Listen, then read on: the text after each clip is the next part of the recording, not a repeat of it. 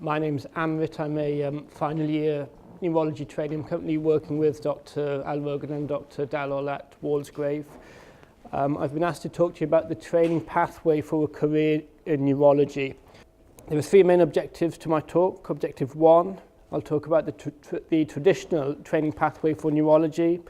Objective number 2, the recent changes to the pathway following the recommendations of the Shape of Training report. And objective number 3, what you as medical students can do and what you can do as foundation year doctors in the next two to 3 years to aid your applications in the future. I'm going to base my talk around 3 favourite words of mine. Each word begins with the letter P. So my first favourite word is pathway. We in neurology love our pathways. They indeed are things of beauty, and for each patient we see, we like to localize the lesion in one of the neurological pathways. It just isn't fun if we can't do that. I'm sure you've made good friends with the pathways during your time in medical school. If you've made friends with them, you'll do well as doctors. But I'm here to talk to you today about the greatest pathway of all, the pathway how to become a neurologist. So why is it important to have a pathway? As one of my heroes, Forrest Gump, says, if you don't know where you're going, you'll probably never wind up there. And just as a side note, recommend the book of Gumpisms to read if you haven't read it already.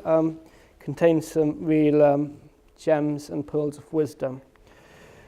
So this is the pathway I followed during my training. After medical school, did 2 years of foundation training. Then there is a selection process involving an interview, 2 years of core medical training, another selection process and interview, 5 years of specialist training years with the option of pursuing research. I would say roughly 30 to 40% of my cohort of trainees have gone out of program to do research. Time doing research isn't normally counted towards the 5 years of clinical neurology you need to do to become a consultant. Things, however, are changing. If you have time and if you're keen, that's the link to the Shape of Training report. They've chosen an interesting symbol as the icon. Some might say, I have to be careful what I say here. Some might say it looks like a knife. Some might even say it's a knife or dagger right to the heart of neurology trainees. I don't mind being politically incorrect.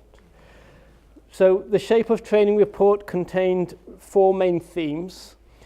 However, the main theme was a recognition to possibly change the balance between specialism and generalism and the need to adopt a broader approach to postgraduate training.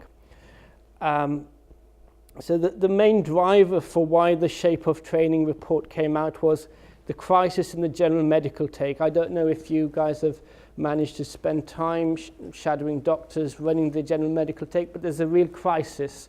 Patients, after they get assessed in the emergency department, if they need admission under the medical team, they are assessed by the on-call general medical team, and there are real staffing difficulties in specialties running the general medical take. Neurologists haven't been involved in running the general medical take up until now. However, the Shape of Training report aims to change that. So the Shape of Training report essentially seeks to dilute existing specialist training. So this is the traditional pathway: 2 years of foundation, 2 years of core medical training, 5 years of specialty training.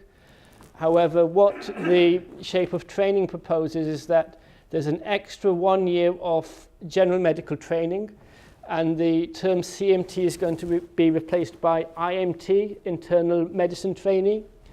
You then enter 3 years of specialist training years, and during each of those years you will spend 1/4 of the time participating in the general medical take. So you'll be doing general medicine for 1/4 of the time, and 3/4 of the time you'll be doing neurology. Now that works out roughly 2.25 years of specialist neurology training as compared to the current 5 years of neurology training. So there's a big reduction of the amount of time trainees will be receiving neurology training. This would obviously compromise patient care. Patients would have to wait longer to see a neurologist. And as Dr. Alvogan said, in the ideal setting, a patient with a neurological complaint needs to see a neurologist. And there is the obvious concern of neurology trainees being deprived of enough time to become competent in all the facets of neurology. It's not an easy specialty, as Dr. Alvogan said, lots of facets involved, and there are skills which can only be acquired through experience. So there are concerns that this may influence neurology training in a not so positive manner. So following the Shape of Training report, the medical specialties distributed themselves into 3 groups. Group 1 essentially included medical specialties which shared a lot of Group 1 contained specialties which had a lot in common with what was coming through the door on the general medical take. For example, elderly care, respiratory medicine. There's a lot of overlap between what they see in their specialist clinics and what comes through the door through A&E onto the acute medical unit. So they were on board with the Shape of Training report proposals. Group 2, so this is where we were sitting initially. We were supported by palliative medicine, medical oncology and dermatology, and we felt that yes, there is a need for specialist trainees, including neurology trainees, to broaden their strengthen their expertise of general medicine. So we supported the additional 1 year of core medical training. However, we were quite reluctant to relinquish 1 or 2 years of specialty training to general medicine. Then in Group 3 specialties, these guys essentially didn't want to have anything to do with the proposals and said, right, there's no way we want to get involved in the general medical take. So this essentially included the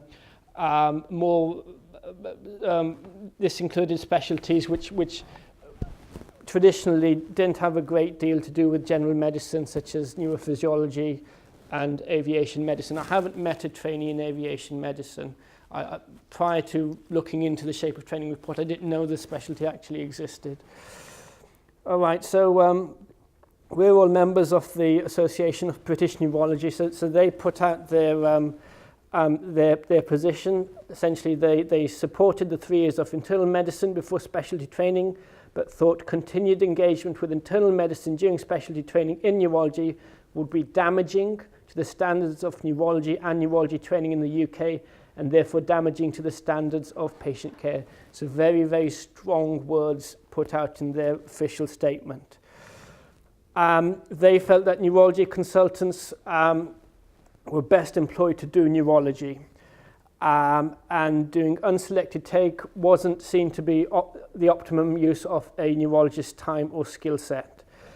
And the negotiations continued, and again they were sticking to their previously stated position, and they felt that a minimum of 4 years committed to neurology training was non-negotiable.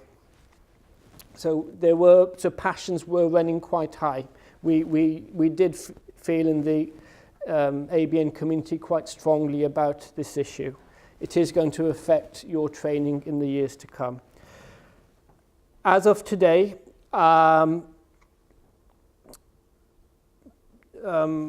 applicants to do neurology from this year onwards will have to do 3 years of core medical / internal medicine training, and thereafter the neurology training program is going to run over 5 years, 1 year's worth of which will be more internal medicine. So essentially the number of years a neurology trainee will spend doing neurology would reduce from 5 years to 4 years. You'd end up doing an extra year of training to become a consultant. Sorry, 2 years. So 1 year training before you become a consultant. Now, the ABN, during their negotiations, suggested that perhaps the 1 year of training neurology trainees would do as part of general medicine could perhaps be used to do acute neurology or acute stroke. However, the JRCTB, the Joint Royal College Physicians Training Board, which oversees postgraduate training, refused that offer. It is, however, likely things will change before you guys apply make your specialty applications. Our regional STC committee chair is participating in those discussions, and the sense I got from him is that there's a good chance the JRCTB may give concessions, so things will change. The less said, the better. Okay, so how does the process work? So just like core medical training, interviews and applications, the process is now national. There are about 30 to 40 posts per year. It's a fairly competitive specialty. And by the time you are in a position to apply for specialty training, you'll be quite familiar with the more or less standard interview process. You get given a clinical scenario, you're asked to make a presentation, and you're asked questions on professionalism and governance. All right, so how do you become a neurology trainee / neurology consultant? So Dr. Alrogan, after listening to Dr. Alrogan, I'm sure your interest has been stoked. So the neurotransmitters have now crossed the synaptic cleft, and they've bound themselves to the postsynaptic receptors. So your job essentially is to ensure you propagate down the axon, which brings you to my second favorite word, which begins with P, potential, action potential. It's all about momentum. And if you take care of the small things, the big things will look after themselves.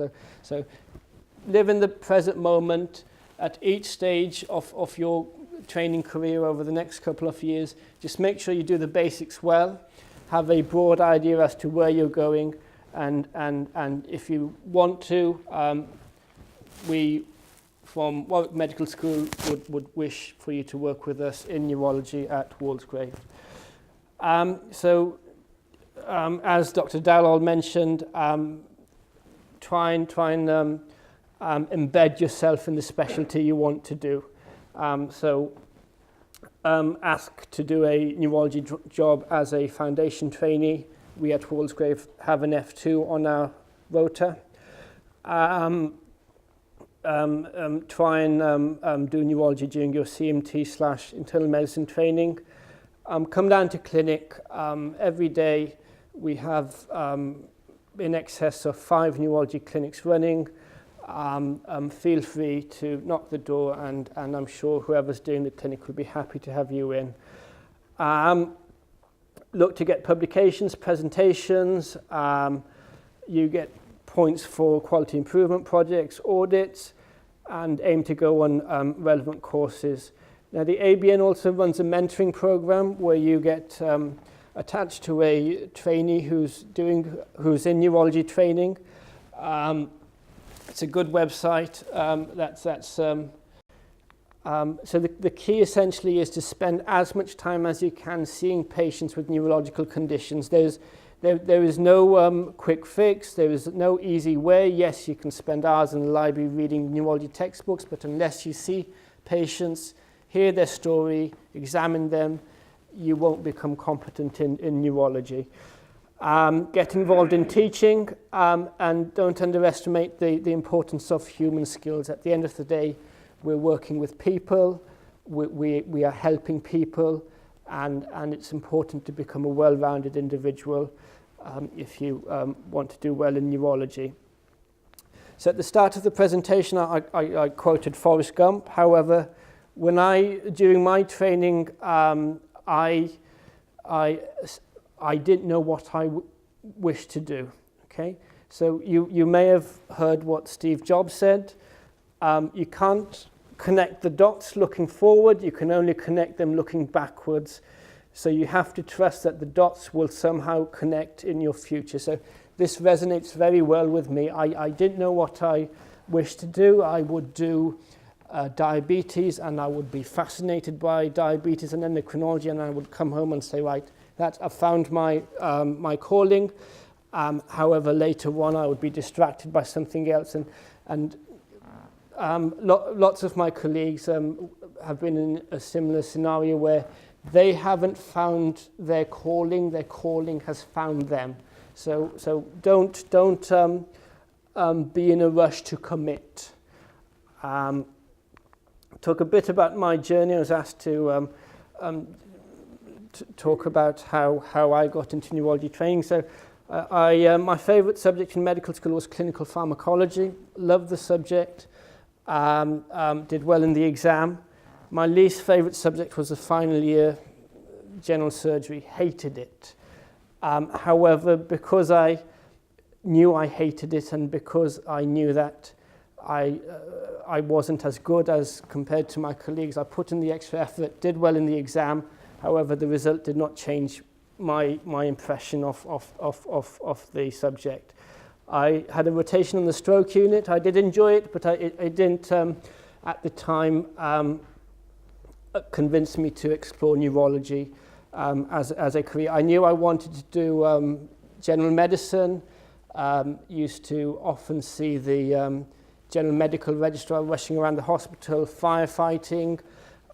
When I started my foundation training in Torbay, we had a red poster up in the doctor's mess, and it said, keep calm and call 4596, which was the MedReg's bleep. And the MedReg was a hero in our eyes. We would do anything for the MedReg. So at some point, I did think I would end up as a medical registrar. I did an acute medicine rotations AME/EAU at Torbay. Loved the job, did a quality improvement project in respiratory medicine and diabetes. Now, at the time, I was lucky because during my F1 year at Torbay, there were no neurology consultants. However, when I started my F2, we had a visiting neurology consultant from Plymouth, Derriford. And we used to play squash together. And we had a patient on the ward. He was kindly providing input, and I was the lead junior doctor overseeing the case. Turned out the patient had a rare condition. We wrote her up. So that was the first tick mark on my CV, and perhaps that was the first step I took towards doing neurology long term. I then went to Plymouth, and during my core medical training years, I chose a rotation where I had 4 months of diabetes and 4 months of endocrinology. So I said to myself, right, I want to do general medicine. I want to be an acute medic. I want to be involved in the general medical take, and I like diabetes. I started doing a postgraduate diploma. 3 or 4 months into the diploma, my interest started to wane. And I passed my MRCP, and as it turns out, my penultimate rotation as a CMT was in neurology. It was not something I had chosen to do. However, when I started to do it, very much like the setup at Walsgrave, the neurologists at Plymouth adopt a very hands-on approach, so they get involved in seeing patients in the acute setting, and I did find it pretty interesting.